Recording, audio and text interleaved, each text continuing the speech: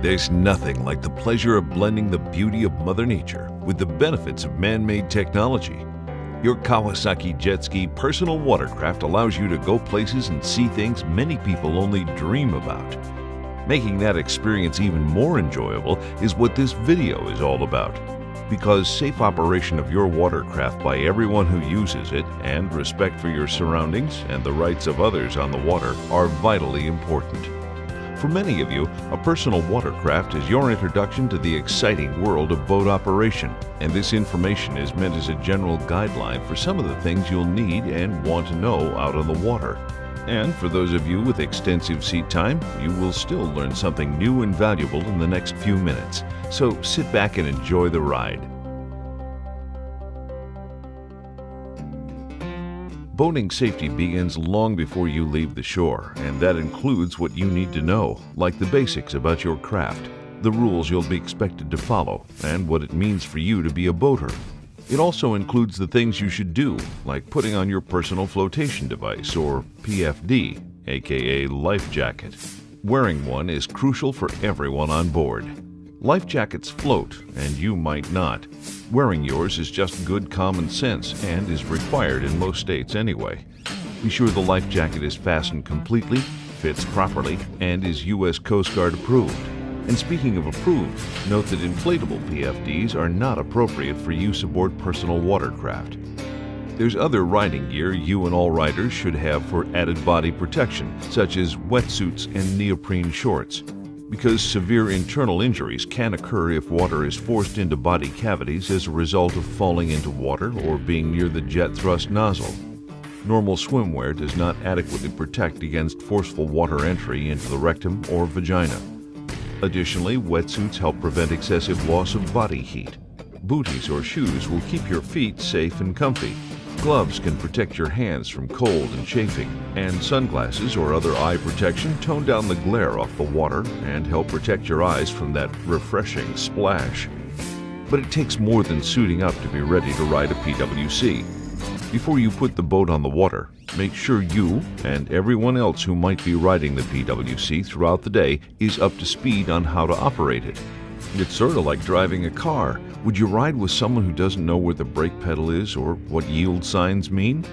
For that matter, would you loan your car to someone like that? You should know the rules of the road before you shift into drive. Same is true on water. An operator who's unfamiliar with things like steering techniques or the nautical rules of the road can be dangerous. Personal watercraft are power boats. Their use is governed by the same laws and regulations as any other boat. The more that you and every other operator knows, the safer we'll all be. A safe boating class is recommended as a great way to make your boating time safer and more rewarding. The owner's manual and the labels found on your watercraft contain lots of valuable information. Refer to them often and use them as a prime source of information for anyone else that might operate your boat. Of course, your own careful instructions to any other users is vital. Launching your boat can be challenging, especially if the ramp is congested. Before you launch, always remember to vent the engine compartment of fumes for several minutes by opening the front storage compartment lid and removing the seats. The concentration of gasoline fumes in the engine compartment can cause a fire or explosion. Perform all your pre-ride checks referring to the owner's manual and have all your gear and your passenger's gear in place before you get to the ramp. Once you've completed your pre-ride check, including PFDs, appropriate riding gear such as wetsuits and neoprene shorts, lanyard, bilge check, oil check, gas check, and battery check, launching can be efficient and quick. It's good manners to be completely prepared before you hit the launch ramp.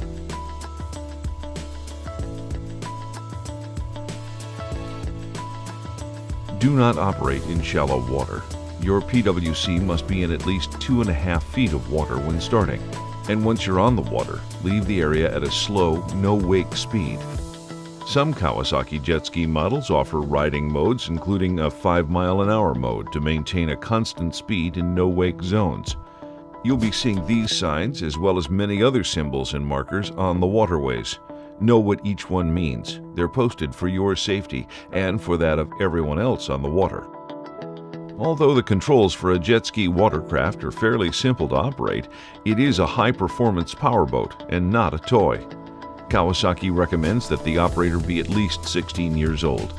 Many states have laws setting the minimum age of an operator, so know these laws and other requirements regarding the use of your personal watercraft, like who can ride, where they can ride, and when they can ride.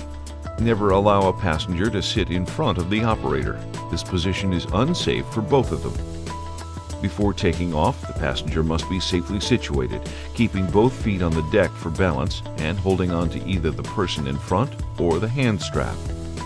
Sitting too close can cause injury because the handlebar can strike your body due to rough water. Two concepts that are critical for beginners to learn and for experienced users to practice are stopping and steering. Because there are no brakes on boats, including personal watercraft, you must plan your stopping, so take action early to avoid hazards. If you let off the throttle, the boat will slow down. But be aware, if you completely release the throttle, you may be losing steering ability. Personal watercraft are propelled by a water jet propulsion system. A pump draws water into an impeller, which pressurizes the water and forces it out the back of the boat, pushing the boat forward. It is directing this water jet from side to side that steers the boat. Cut the power, and the boat will continue in the same direction it was headed. No thrust, no turn. To turn, just give the boat a little bit of gas and you'll be able to steer your way to safety. So slow down well in advance, use the throttle to steer, and don't approach directly toward any object. All Kawasaki models come equipped with a safety lanyard that must be attached to the operator's wrist. If you fall off, it automatically cuts off the engine. Once you're back on board, reattach the lanyard. Check for traffic, and you're ready to go. Always stop the engine and pull the lanyard before using the reboarding step. An unexpected start during reboarding can cause injury, and never apply throttle when anyone is at the rear of the PWC. The water blast or debris coming out of the jet thrust nozzle could injure someone close by. Jet thrust has more force than you expect. Severe injuries can occur if water is forced into body cavities as a result of falling into the water or being near the jet thrust nozzle. Speaking of the pump, always keep your hands, hair, clothing, and everything else away from the pump inlet underneath the boat when the engine is running. Keep in mind, whenever the engine is on, the intake grate is taking in water, so be sure to keep clear of the intake grate anytime the engine is running. There are so many considerations here: rules and regulations, water conditions, other boats, non-boaters, and the environment. Never operate the PWC faster than your abilities and the conditions will safely allow, because collisions result in more injuries and deaths than any other type of PWC accident. The best advice we can give you is to set a good, safe, and courteous example, and with any luck, others will follow suit. Keeping proper distance from other boats is important. This includes all boats, particularly other personal watercraft. Riding closely to another boat or personal watercraft puts you both at risk, because if the leading boat makes any sudden move, there might not be enough time or distance for the following boat to maneuver around and avoid a collision. Don't ride right behind another boat, and keep a safe distance back and to the side so your path remains visible to you. Do not attempt to spray or splash other boaters or swimmers. And do not try to jump the wake of any boat. Jumping waves or wakes can increase the risk of back and spinal injury. Remember your first ride on a PWC? For most of us, the reaction's the same.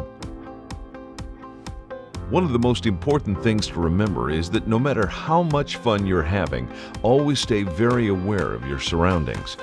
The safest operators know exactly what's going on around them at all times. They are constantly looking around, staying alert to other boaters, swimmers, divers, kayakers, water skiers, and any other action happening in the area, all while having a blast. PWC riding is a fun and enjoyable sport, but like all sports, the more aggressive the activity, the greater the risk. So look around often, avoid areas with submerged objects or shallow water. Know who or what is nearby and give them lots of space. Avoid maneuvers such as sharp turns that make it difficult for others to understand where you're going. If you plan to try something new, do it in an area well away from other boaters. As you probably already guessed, speed is an ongoing issue for everyone on the waterways. Know your abilities and your limitations, then make a responsible decision on how fast you should be going, and never operate the PWC at night. Enjoy the natural high you get from gliding on the water, but never operate or ride a personal watercraft after consuming drugs or alcohol. Reverse is a great feature that makes your watercraft more maneuverable, but as with all maneuvers, reverse must be used with caution. Shifting suddenly into reverse while running forward can cause injury to the operator and passengers. If the watercraft should capsize, make sure the engine is off. Swim to the rear corner and push down on it while reaching across the hull to grab the rear deck with your other hand. Push down on the rear corner of the hull with one foot, using your body weight to roll the capsized craft clockwise toward you. A capsized boat may have water in the engine compartment and will need to be drained. Be sure to read the owner's manual for more details. Remember, overloading, improper loading, or towing heavy items can make watercraft difficult to control and result in an accident. Towing a water skier, wakeboarder, or tuber can be a fun and invigorating experience. To ensure safety, consider this is a three-person sport: the operator, the observer, and the skier. The operator is responsible for the conduct and safety of his team and must always be aware of his observer, skier, and those around him. The observer's job is to relay all signals from the skier to the operator. To do this, the observer sits backwards holding onto the handrail. If the skier falls, it is the observer's job to inform the operator immediately and display the ski flag. The observer must also tend to the ski rope to prevent it from getting sucked into the pump intake, and be sure the tow rope is not wrapped around the skier's body before the next run. And speaking of the rope, it should only be tied to the towing hook located under the rear end of the seat when towing a water skier or tuber. And last, but definitely not least, there's not much that'll drive the folks on the shore crazier than someone operating a personal watercraft in repetitive riding patterns. The great thing about these machines is that they can go lots of different places. Take advantage of that. Go touring. Check out new places. Enjoy the boat's versatility, always with the utmost respect for the world around you. Now, if there's a boat in the vicinity, the general rule is that the most maneuverable boat, usually the personal watercraft, should stay out of the way of the less maneuverable boat. Otherwise, boats on the right have the right of way. Here are a few examples. When you cross the path of another boat, if you are on the right, continue the same course at the same speed. If you are on the left, redirect your boat to the right and cross behind the other boat. Never try to cross closely in front of another boat. You may not see what is on the other side. When traffic is coming head-on, both boats are expected to steer to the right. But make your move early so the other boater can plan his move. And if you're trying to pass a boat moving in the same direction, you can pass on either side as long as you give the slower boat plenty of room.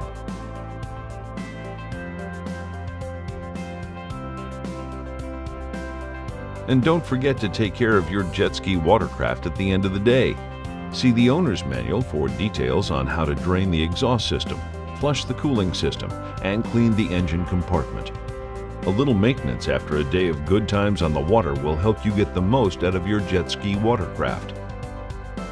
We boaters have a special appreciation for the water and the recreational opportunities it offers us. So take care of Mother Nature's beauty, whether it's limiting the noise, riding at safe speeds, avoiding wildlife, or avoiding a sensitive environment. By being a responsible boater, you can help make personal watercraft a welcome addition to the public waterways. Everything you've just seen is meant to be general information to give you a safe start to the exhilarating world aboard your personal watercraft.